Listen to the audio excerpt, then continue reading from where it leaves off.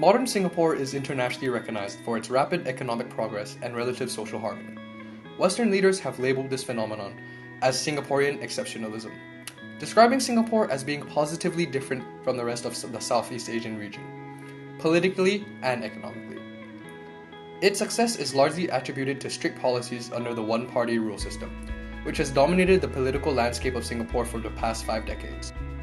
By establishing state control over burials, the Singapore government has shaped Singaporeans' attitudes towards the state of their bodies after death. Graveyards used to dot the Singapore landscape, and most of the high-rise buildings are actually built upon exhumed graveyards. Cremation has been promoted as the most cost-effective and the most preferred practice alternative to burials, as it requires less procedures and also saves more land space. In addition, the government has limited the number of cemeteries available for burial. These events raise some questions. Has economic progress undermined culture and traditions, specifically towards burials? And has it essentially pushed aside space for the dead, both literally and figuratively? The Bukit Brown controversy effectively reflects this issue. Plans by the government to exhume graves were faced with local protests in Raleigh to preserve the heritage represented by the cemetery. Singaporeans who felt that there is a need to redefine the definition of this so-called progress rejected the need to exhume these graves for land to build roads and housing estates. We are trying to raise awareness, we're doing research and trying to bring up more salient points that may not be taught in history books and textbooks. There are people who are very enthusiastic. They've come up to us, they want to write letters, petitions, they have themselves given lectures and led their own tours here. Singaporeans still seem to hold some regard for burial traditions, and are starting to realize the erosion of culture and tradition at the expense of progress. But how much can Singaporeans do to change their own fate? In addition, despite their respect for their past traditions, are they even concerned about continuing them for themselves? There is currently only one cemetery left, the Choa Chu Kang Cemetery. Here, burial slots are allocated and standardized. They are divided into their different religious groups and are all to be exhumed within 15 years. What is interesting, however, are the gravestones. The gravestones are all different, according to ethnic group and religion, and some are even customized to their own preferences. CCK MARBLE is one of the most established companies dealing with tombstones, urns, and monuments. We spoke to Darren, the one in charge of this business, to find out more about this industry. Yeah, hi, I'm Darren from CCK MARBLE, and we are major in doing tombstones and memorials itself for deceased. In the olden days itself, it was like tombstones itself stand for almost 80 to 85% of our sales, and then cremation itself maybe 10 to 5%. But now itself it's basically a switch in the way that cremation itself stands for almost 85 to 90%, and the tombstone business itself stands for like 10 to 15%. 10, 20 years ago, the making of the tombstone itself is rather simple and standard. So everyone had the same design. Everyone basically had the same design itself throughout the whole cemetery. So I was thinking that why not have this tombstone that is customized based on the deceased preference, the hobby, what he likes, and then that will actually portray this another kind of feel itself to the family members. We can basically do anything according to the deceased preference. We have done like bass, amplifier, we've done piano, we've done car as well, car model as well. Yeah. It seems that Singaporeans are able to look for ways, however minute, to express their agency and individuality. In this case, through the customization of gravestones, it's interesting how before we could see the person's identity by how and where they were buried. It was a collective identity expressing the group relations and social power. Now that we don't have such options, it's more about expressing individuality through their gravestone. It has evolved into something more personal and individual. Hence, Darren's work is revolutionary. Despite having commodified the process of making the gravestone, Darren's business has actually given more leverage and space for Singaporeans to exercise their agency in preserving their culture. But what about the majority who are not buried? We have asked several Singaporeans on how they feel about these traditions and customs, and whether they care about their bodies when they pass. Let's have a look at what they have to say. 客家人我们也是算是汉人啦，所以呢，按照我们汉人的基本风俗呢，应该还是入土为安。I think my family tradition is to get married. My grandparents, my grandfathers are buried. It's my family's tradition to get buried. I've never actually been to a funeral before, so I am not sure if we usually get cremated. Yeah. All have been cremated except my great-grandparents who have been buried.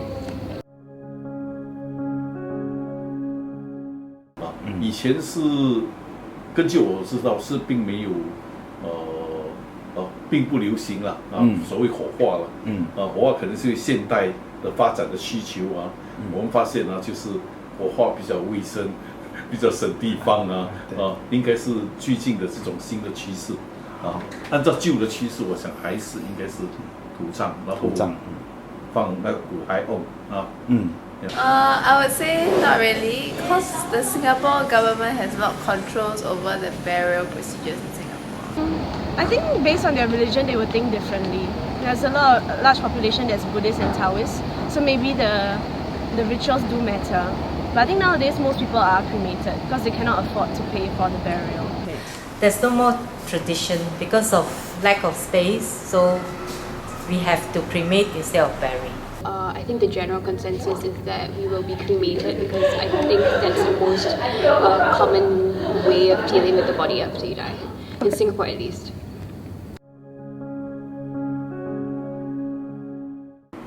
其实客家的传统是包括了非常多的东西，纯粹从这个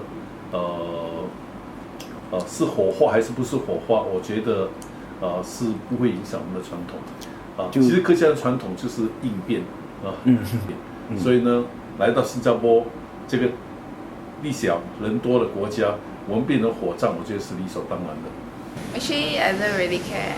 You can donate all my organs. I don't care. Whatever's most cost effective for my family. So if they want to bury me, that's cool. But if they want to cremate me, also cool with it. Actually, I think whatever is the cheapest would be the best. Because I don't want people to come back and look at my grave or something like that. Go on and live your life, don't think about the past. I don't think the rituals, the dying process is really important to me. I think if I go to the afterlife, then I think that's about it. It does not really matter on how am I gonna process from life to death. Yeah, and it's also not based on my religion that I must be buried. So it's not necessary.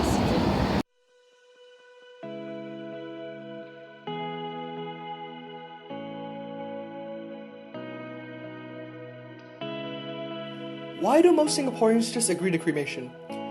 Even though burials are practiced in the past, many cultures and religions are in actual fact not very strict about this issue, making it easy for people to not consider burials altogether when the Singaporean government started exhumations, limiting burial plots and encouraging cremation. Government policies against burials can be seen to have eroded culture and traditions, but we argue that instead, this is simply an evolution of culture to include economic pragmatism. After all, culture and traditions are redefined by every generation, and burial practices have now simply been rendered unimportant given the present circumstances and priorities. However, questions do still remain. In light of this evolution of culture, do past traditions truly not matter anymore? Are dead people irrelevant to the present day, and are burial traditions simply just necessary sacrifices to ensure economic progress? Are we all meant to be forgotten in the end? Unimportant to the rest of the world? As we continue to look at funeral practices in Singapore and grapple with these questions with perhaps no answers, one conclusion can still be made. As all Singaporeans, regardless of ethnic group or religion, will probably be cremated in the near future. Perhaps, cremation has now become part of Singaporean culture and part of what it means to be Singaporean.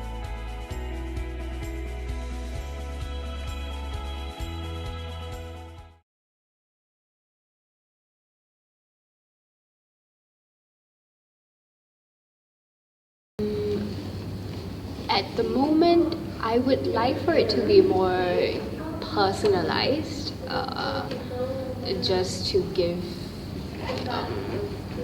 I would like it to be more personalized, just so there's that sense of my being that's being retained in some senses. So yes. I think I would have it representing who I was, because it would be like a legacy to leave to my children and my grandchildren, so they would be able to get a feel of what kind of a person I was, rather than me just tradition I'm just following what my parents would have done. I think it doesn't really matter. I don't want my family to spend money in getting a very nice flag or anything. I think just something simple that maybe just one line of who I am to them, and I think that's enough. That's a tough one. I'm not thinking of that right now at this moment. But I'll think of something that is better for people to actually remember me when they see the gravestone.